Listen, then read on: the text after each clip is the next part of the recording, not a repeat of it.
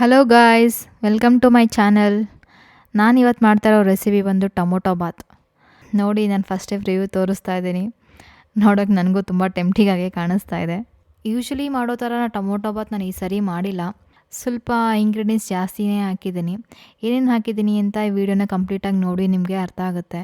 So ಹೇಗೆ ಮಾಡೋಣ ಅಂತ ನೋಡೋಣ. ಮೊದಲಿಗೆ ಸ್ಟವ್ ಹಚ್ಚಿ ಕುಕ್ಕರ್ ಇಟ್ಕೊಳ್ಳಿ. ಅದಾದಮೇಲೆ ಅದಕ್ಕೆ ನಾನು ಸ್ವಲ್ಪ ಆಯಿಲ್ ಹಾಕ್ತಾಯಿದ್ದೀನಿ.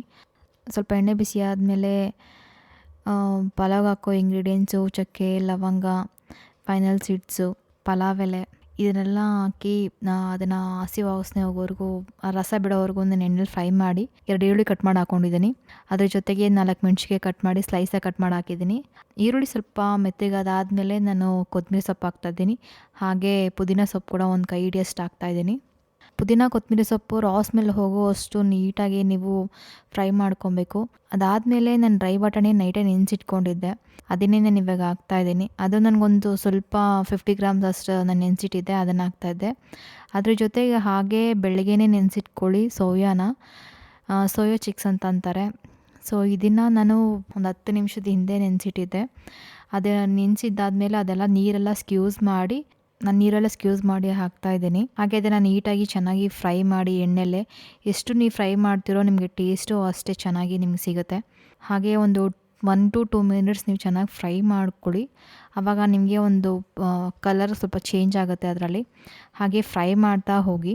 1 ಮಿನಿಟ್ ನೀವು ಫ್ರೈ ಮಾಡಾದಮೇಲೆ ಟೊಮೊಟೊ ಹಾಕಿ. ನಾನೊಂದು 4 ಟೊಮೊಟೊ ತೊಗೊಂಡಿದ್ದೀನಿ ಇದರಲ್ಲಿ. ಅದು ಹಾಕ್ಕೊಂಡಾದ್ಮೇಲೆ ನೀವು ನೀಟಾಗಿ ಚೆನ್ನಾಗಿ ಫ್ರೈ ಮಾಡಿ. ಎಷ್ಟು ಫ್ರೈ ಮಾಡಬೇಕು ಅಂತಂದರೆ ಆ ಟೊಮೊಟೊ ತುಂಬ ಸಾಫ್ಟಾಗಿ ನಿಮಗೆ ಅದು ಟೊಮೊಟೊ ರಸ ಎಲ್ಲ ಬಿಡಬೇಕು.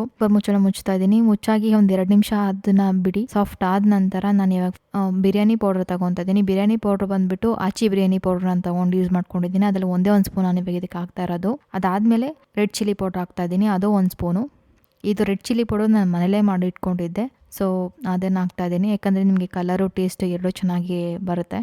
10 ಸ್ಪೂನಷ್ಟು ನಾನು ಧನಿಯಾ ಪೌಡ್ರ್ ಆ್ಯಡ್ ಮಾಡ್ತಾಯಿದ್ದೀನಿ. ಹಾಗೆ ಅದನ್ನು ಮಸಾಲೆ ಸ್ಮೆಲ್ ಹೋಗೋ ಲೆವೆಲ್ಗೆ ನೀವು ಅದನ್ನು ಚೆನ್ನಾಗಿ ಫ್ರೈ ಮಾಡಬೇಕು. ಯಾವ ಲೆವೆಲ್ಗೆ ಅಂತಂದರೆ ಅದು ರಾ ಸ್ಮೆಲ್ಲೆಲ್ಲ ಹೋಗೋ ಲೆವೆಲ್ಗೆ ಫ್ರೈ ಮಾಡಬೇಕು. ಅದನ್ನು ಹೋಗೋದಕ್ಕೆ ಒಂದು 2 ಮಿನಿಟ್ಸ್ ಬಿಡಿ.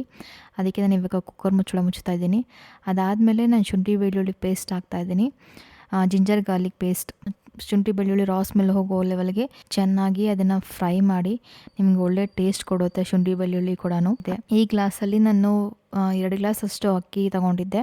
ಆ 2 ಗ್ಲಾಸ್ಗೆ ನಾನು 4 ಗ್ಲಾಸ್ ಅಷ್ಟು ನೀರು ಹಾಕಿದ್ದೀನಿ. ಅದ್ರ ಜೊತೆಗೆ ಹಾಗೆ ನಾನು ಇದಕ್ಕೆ ಉಪ್ಪು ಸಹ ಹಾಕ್ತಾಯಿದ್ದೀನಿ. ನಾನು ಒಂದು ಹಿಡಿಯಷ್ಟು ಉಪ್ಪು ಹಾಕಿದ್ದೀನಿ. ಈ ಜಸ್ಟ್ ಕಲರ್ ಆ್ಯಡ್ ಮಾಡ್ತಾಯಿದ್ದೀನಿ ಅಷ್ಟೇ. ಅದು ನಾನು ಸ್ವಲ್ಪ ತೊಗೊಂಡಿದ್ದೀನಿ. ಇದನ್ನು ಹಾಕಾದ್ಮೇಲೆ ನೀಟಾಗಿ ಅದನ್ನು ಮಿಕ್ಸ್ ಮಾಡಿ ಅದನ್ನು ಸದ್ಯಕ್ಕೆ ಇವಾಗ ಮುಚ್ಚಿಡಿ.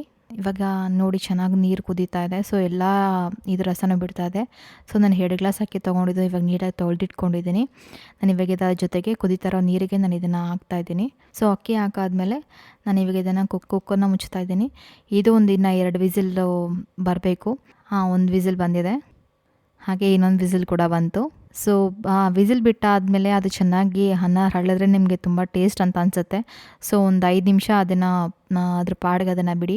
ಅದಾದಮೇಲೆ ನಾನು ಇವಾಗ ವಿಸಿಲೆಲ್ಲ ಹೋಯಿತು. ನಾನು ವಿಸಿಲ್ ತೆಗಿತಾ ಇದ್ದೀನಿ. ನೋಡಿ ಗಾಯ್ಸ್, ಎಷ್ಟು ಚೆನ್ನಾಗಿ ಕಾಣಿಸ್ತಾ ಇದೆ ಅಂತ.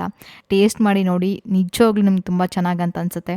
ತಿನ್ನಬೇಕಾದಾಗಲೂ ನಿಮಗೆ ಒಳ್ಳೆ ಟೇಸ್ಟ್ ಕೊಡುತ್ತೆ. ಒನ್ಸ್ ನೀವು ಟ್ರೈ ಮಾಡಿ ರೆಸಿಪಿ ಹೇಗಿದೆ ಅಂತ ನನ್ನ ಕಮೆಂಟ್ಸ್ ಬಾಕ್ಸಲ್ಲಿ ನಂಗೆ ತಿಳಿಸಿ. ಯಾರು ನಾನ್ ವೆಜ್ ತಿನ್ನಲ್ಲೋ ಅವ್ರಿಗೆ ವೆಜ್ಜಿಗೆ ಕುಷ್ಕ ಟೈಪ್ ಕೊಡೋಣ ಅಂತ ಅನಿಸುತ್ತೆ. ಬೇಕಾದರೆ ನೀವು ಒಂದ್ಸರಿ ಮನೇಲಿ ಟ್ರೈ ಮಾಡಿ ನೋಡಿ, ನಿಮ್ಗೆ ತುಂಬ ಇಷ್ಟ ಆಗುತ್ತೆ.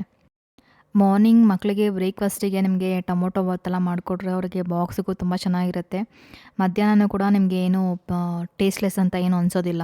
ನೋಡಿದ್ರಲ್ಲ ಗೈಸ್, ನಿಮಗೆ ಈ ವಿಡಿಯೋ ಇಷ್ಟ ಆಯಿತು ಅಂದರೆ ಲೈಕ್ ಮಾಡಿ, ಸಬ್ಸ್ಕ್ರೈಬ್ ಮಾಡಿ. ಹಾಗೆ ನಿಮ್ಮ ಫ್ರೆಂಡ್ಸಿಗೇನು ಶೇರ್ ಮಾಡಿ.